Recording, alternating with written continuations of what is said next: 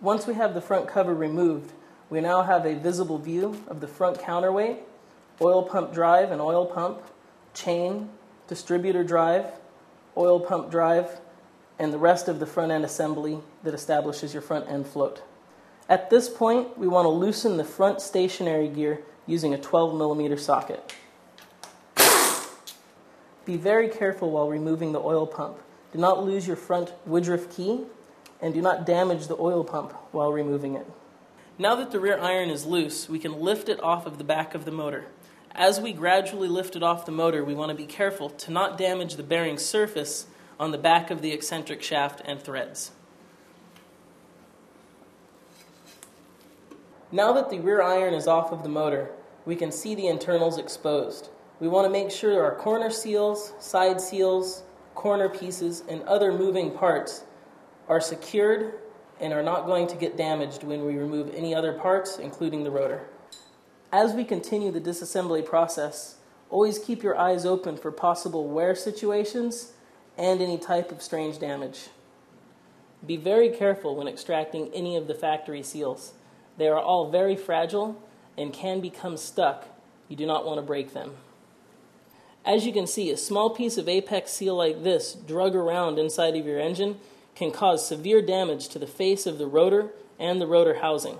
Any type of damage like this on a rotor can cause a hot spot on the flame front, leading to possible detonation problems and running problems in a future build. Although this could probably be repaired to some extent, it is not recommended and in our opinion should be replaced with a new factory rotor.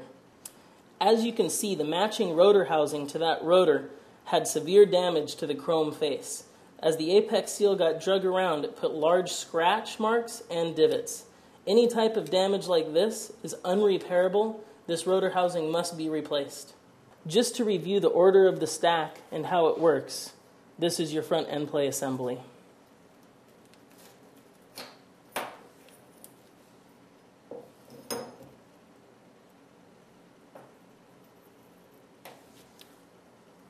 This spacer is labeled with a letter, and that will indicate what thickness this spacer is and will help you gauge what you will need in the future. Here we have the rear oil pressure relief valve. There's a plunger and spring internally housed in this piece. It's a good idea at this point to make sure they move freely and are working properly. Here we have the rear and front stationary gears. With them out of the motor, we can easily inspect them for any possible cracking around the gear or face, as well as getting a good idea of what kind of bearing wear we have. Here is the oil relief passage in the front cover. It's a good idea to thoroughly inspect this. If there's any type of galling or damage to the internal passage, it's a good idea to replace the front cover. The pilot bearing should be removed at this point or while the motor's together and should be inspected to check for any type of internal damage. We're going to start the cleanup on our rear rotor. Using a small screwdriver, we're going to pick the oil control rings out as well as corner seals and side seals. We have no intention of reusing any of these parts. The carbon we're removing here is typically referred to as soft carbon or sponge carbon. And this is the type of buildup that causes stuck apex seals, stuck side seals, and can lead to fouling in the long run on a rotary motor. Now that we've got our rotor cleaned up, we can look at the bearing.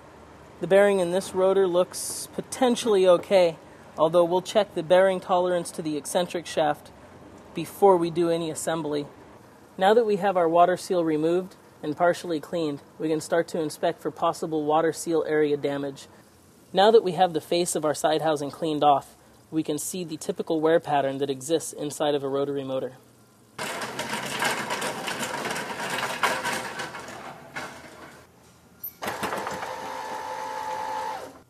As you can see, after only running the side housing for a few minutes, we've already broken the surface glaze off and are starting to flatten out the main surface area of the side housing.